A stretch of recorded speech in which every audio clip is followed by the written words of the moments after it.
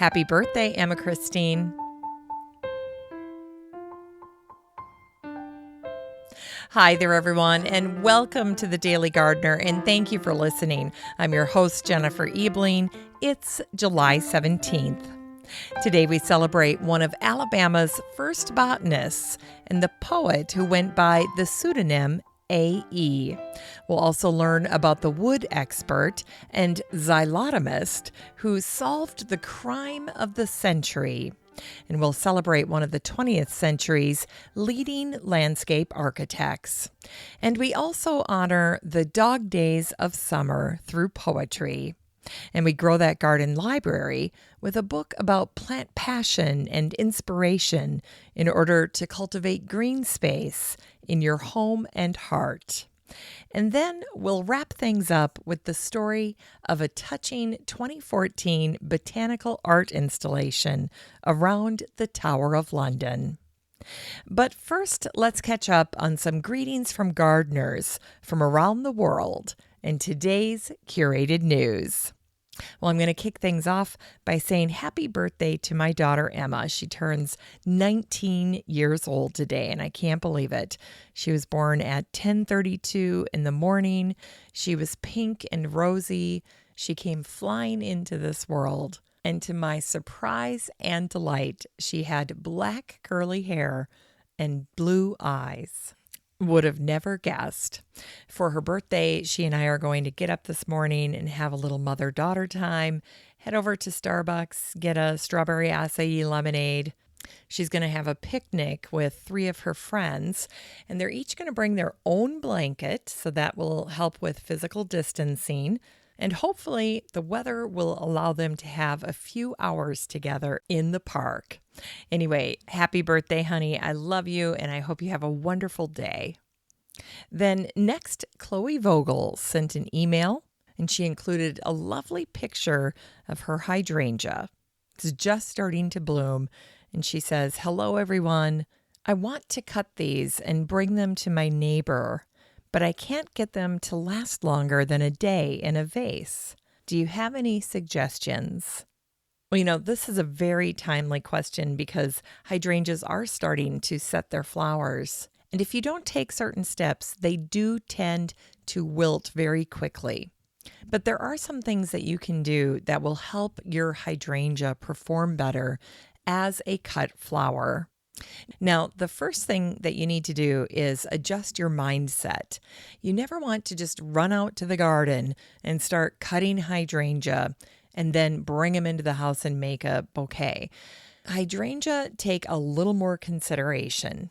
Think about going to cut hydrangea the same way you might about getting ready to go to church or going on a first date. You're going to take a few extra steps to get ready.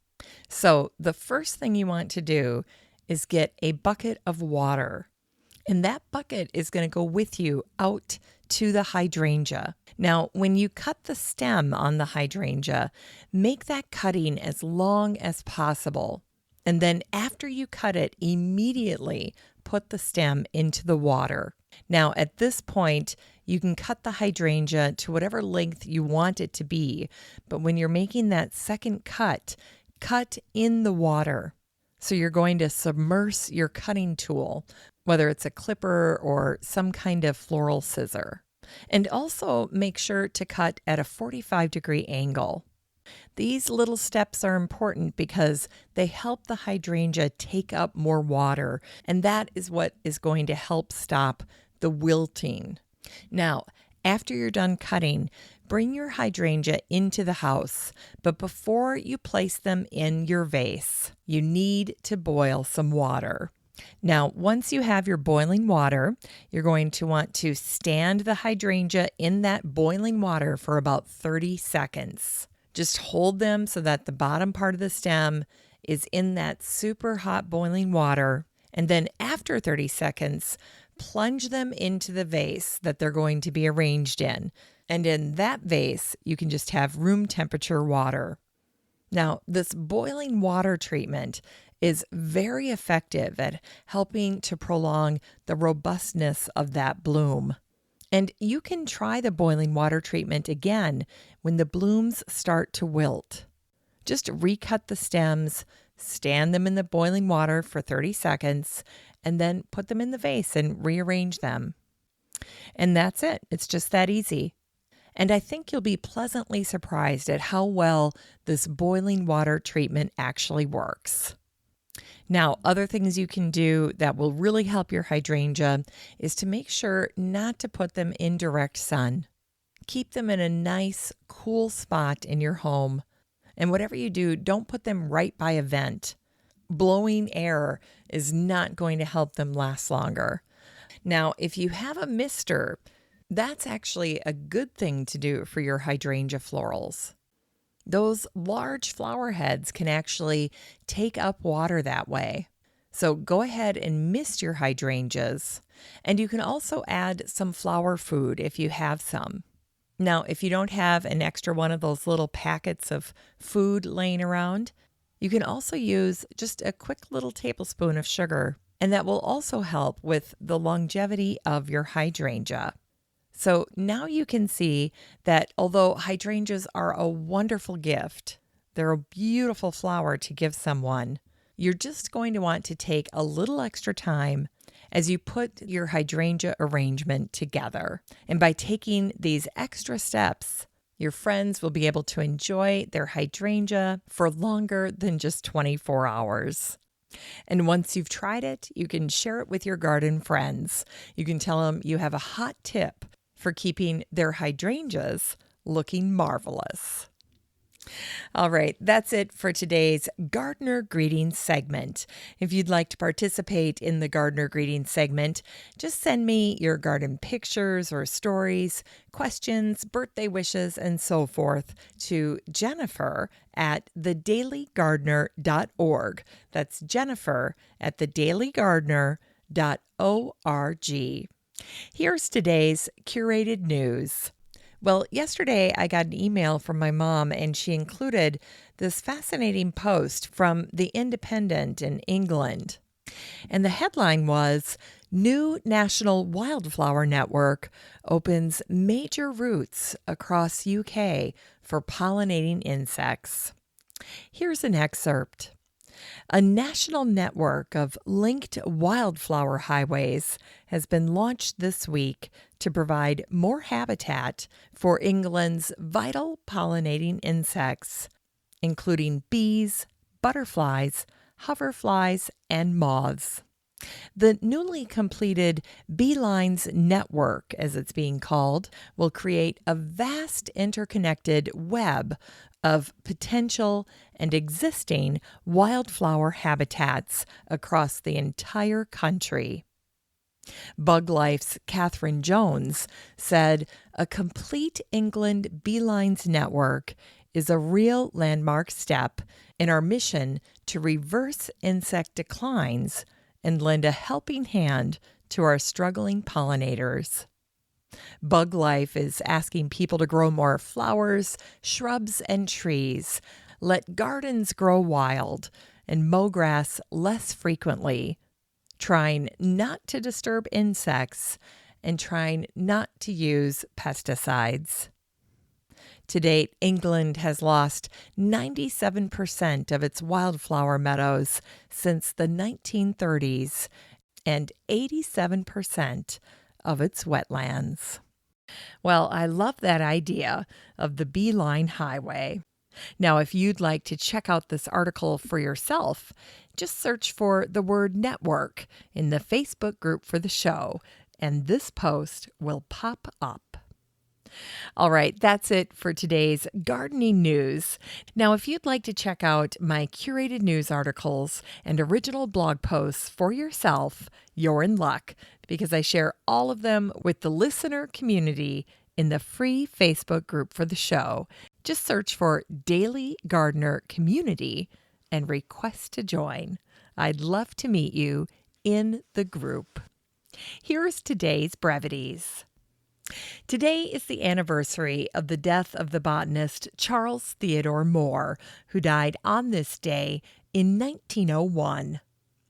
Although he was born in Germany and educated in Stuttgart, Charles became one of Alabama's first botanists. He immigrated to the United States in 1848. A trained pharmacist, Charles traveled the world before settling in Alabama, and he especially enjoyed collecting plant specimens in Suriname. Charles' travel log shows that he even participated in the California Gold Rush, and he had lived in Mexico, Indiana, and Kentucky before finally settling down in Alabama. In 1857, Charles started Charles Moore and Son Pharmacists and Chemists in Mobile, Alabama. Charles spent his entire life collecting and organizing his plant specimens. In fact, by the time his book on the plants of Alabama was published, Charles was 77 years old. After Charles died, his herbarium specimens were donated to the University of Alabama Herbarium.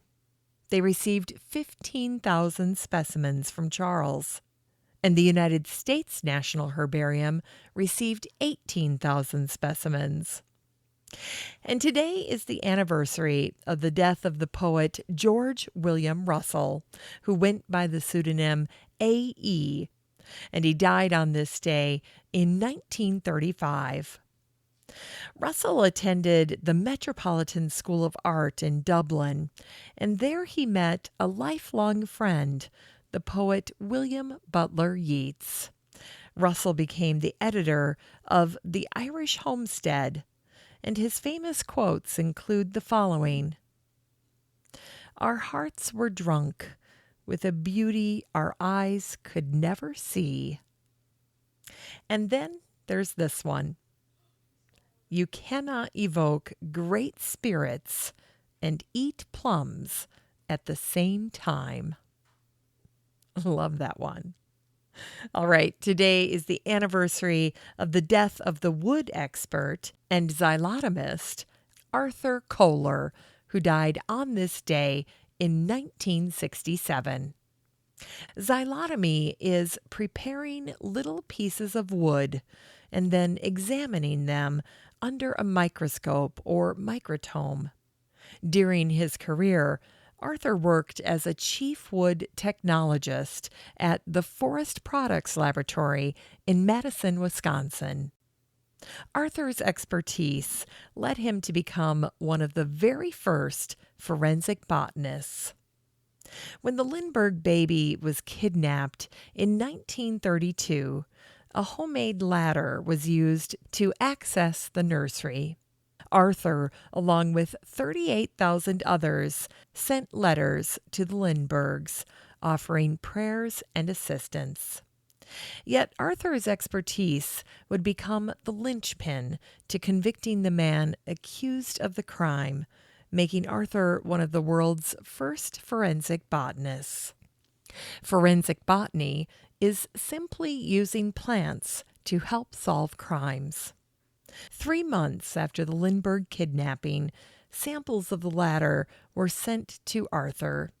He studied the pieces through his microscope, and he discovered that 4 different kinds of wood were used to make the ladder: Douglas fir, ponderosa pine, birch, and North Carolina pine.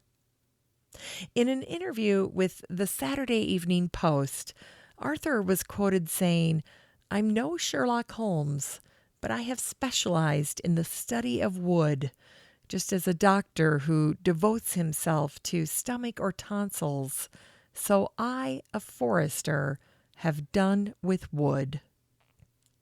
A year later, Arthur was invited to see the ladder in person, and that in-person visit was revealing. Arthur discovered the ladder was handmade. He measured each piece to the nose, getting exact measurements. Only Arthur understood how each piece was cut, and he figured out how the pieces would have fit into a car and then were assembled at the Lindbergh home. And incredibly, Arthur was able to determine the origin of the piece of North Carolina pine that was used to build the ladder. It was sold in the Bronx. Ransom notes from the case led police to hone in on the same area. Arthur was convinced that the suspect would have the woodworking tools required to build the ladder. Thanks to Arthur's work on the Lindbergh case, the wood from the ladder helped identify a carpenter named Bruno Richard Hauptmann.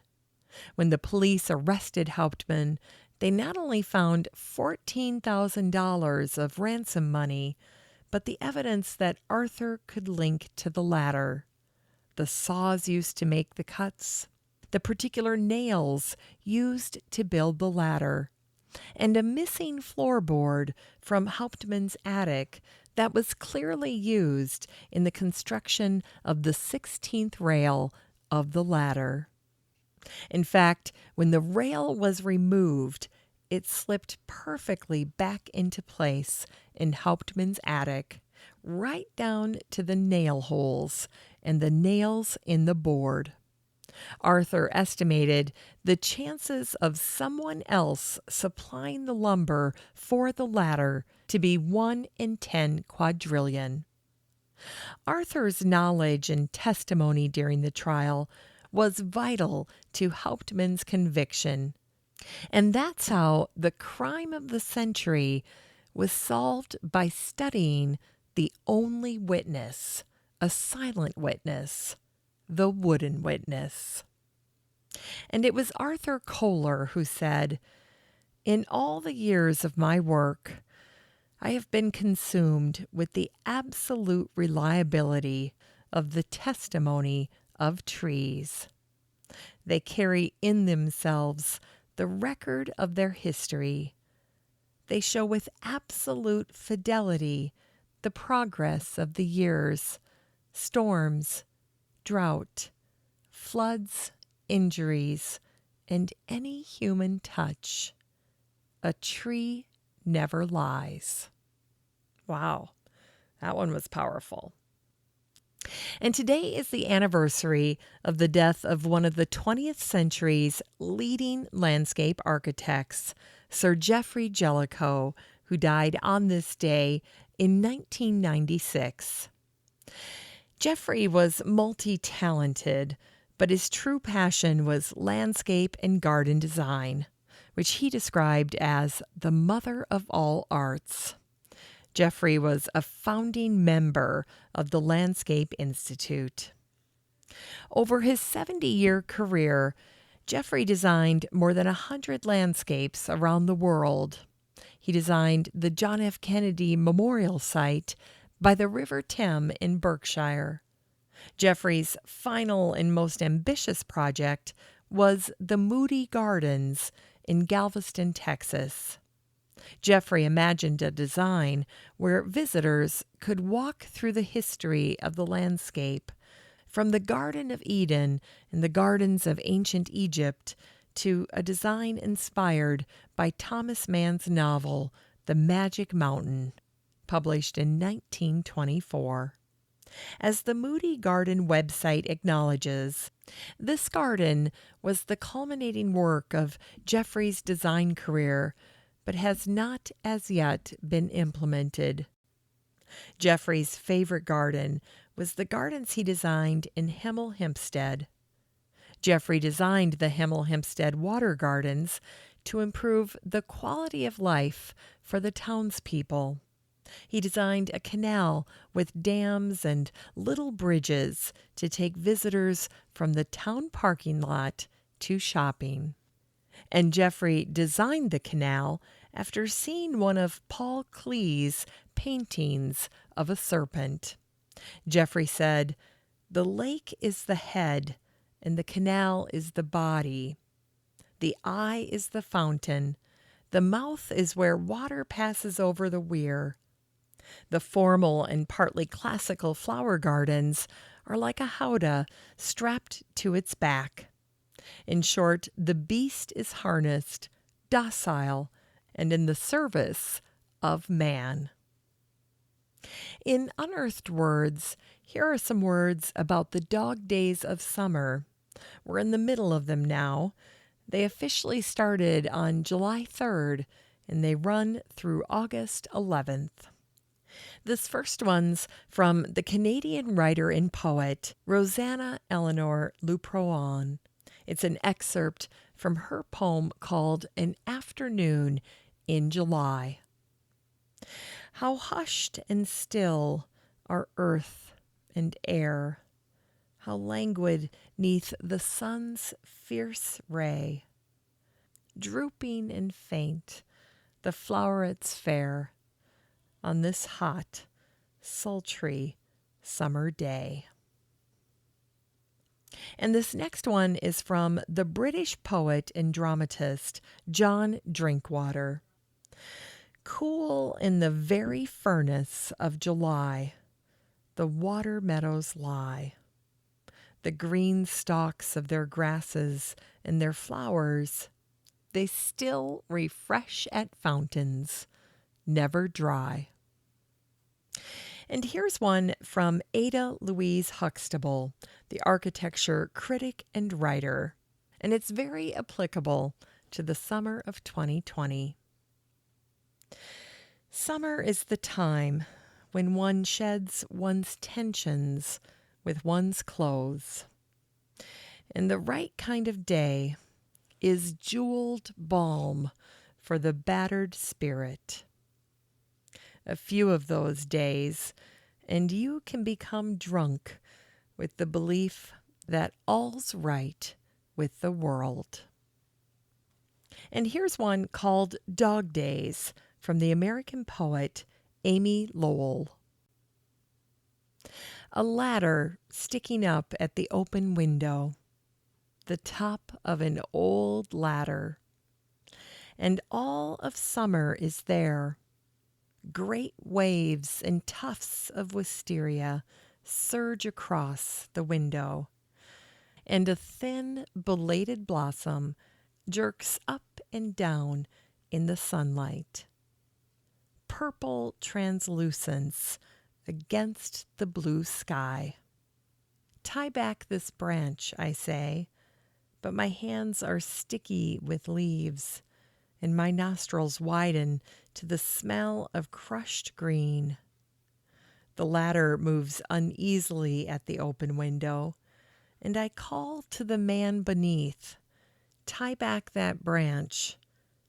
There is a ladder leaning against the windowsill, and a mutter of thunder in the air. And finally, here's one of my favorite lines about the dog days. It's from the American satirist Russell Baker. Ah, summer, what power you have to make us suffer and like it. It's time to grow that garden library with today's book, How to Make a Plant Love You by Summer Rain Oaks. It's hard to believe, but this book came out already in July of 2019, and the subtitle is Cultivate Green Space in Your Home and Heart. The executive director of the Sierra Club said, Summer Rain Oaks will not only inspire you to connect with nature by taking care of plants, but open your eyes to how even the humblest of them take care of us. Summer keeps over 500 species of live houseplants in her Brooklyn apartment. She's an environmental scientist, an entrepreneur, and according to a New York Times profile, the icon of wellness-minded millennials who want to bring nature indoors. This book is 208 pages of plant passion and inspiration, and it covers both plant styling and care. You can get a copy of How to Make a Plant Love You by Summer Rain Oaks and support the show using the Amazon link in today's show notes for around $15. Finally, here's something sweet to revive the little botanic spark in your heart. It was on this day in 2014 that the outdoor public art piece called Blood-Swept Lands and Seas of Red was installed in the moat around the Tower of London. The work commemorated the centenary of the outbreak of World War I and was made up of 888,246 ceramic red poppies, one for each British or colonial serviceman killed in the war.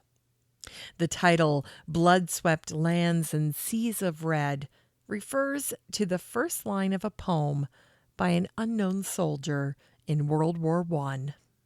Now, for this public art piece, Paul Cummins designed the ceramic poppies, and Tom Piper handled the conceptual design.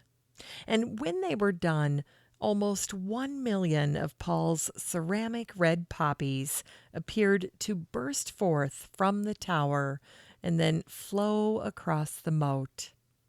And poppies even seeded out of the weeping window and cascaded down a wall. Almost 20,000 volunteers helped with the installation. And although it was started on this day in 2014, it was not completed until November 11th of that same year. Thanks for listening to The Daily Gardener, and remember, for a happy, healthy life, garden every day. The Daily Gardener is produced in lovely Wyoming, Minnesota with the help of Paige Mance, Brooke Bierbaum, Kiana Rayleigh, Maddie Doyle, Natalie Decker, and Eric Begay. You can find The Daily Gardener on all your favorite social media. You can follow the show on Instagram, and listeners always have a standing invitation to join the free Facebook group for the show. Just search for Daily Gardener Community the next time you're on Facebook and request to join.